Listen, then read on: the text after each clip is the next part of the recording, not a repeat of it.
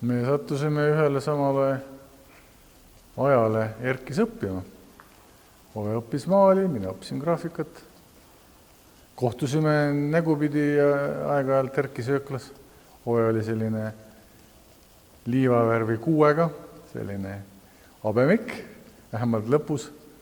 Aga selline rohkem semotsemine või sõbra moodi käitumine hakkas peale kooli alles pihta tegelikult. Ühel päeval Ove kutsus mind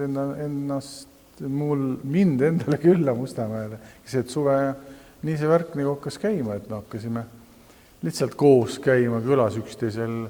Aga see näituste või selle näituse, mis nüüd nagu vanaisadeks nime sai, see on ju siis 2006. Sellest on ikka 10 aastat oleme niisama semmud ja sõbrad. Aga koostöö, ütleme, näituse mõttes, jah, see oli Ove idee.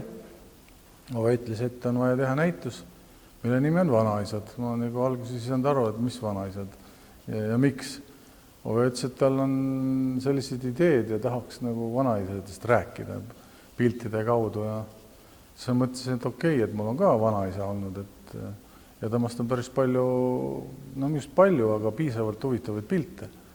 Ja siis ma nagu hakkasin pihta, ehk siis otsisin arhiividest oma pildid välja või fotoalbumite vahelt. Ove tõi oma pildid mulle, mina skanneerisin need sisse ja siis organiseerisin need väljaprindid lõuenditele. Ove tõmbas need raami peale ja siis hakkas manuaalselt maalitehnikust täiendama.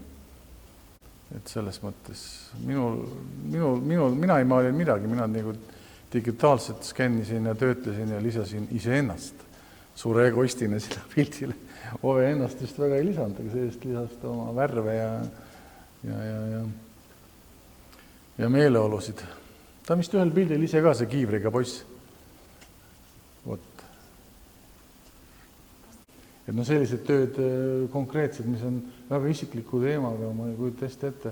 Need võib vaadata ka kui pilte, aga mina kahjuks ei saa neid neutraalselt enam kui pilte vaadata, sest et ma tean seda storyt ja ma tean liiga palju Ovet ja kogu seda teemat, et piisavalt palju, et see ei ole nagu lillemaal, mida vaatad lihtsalt.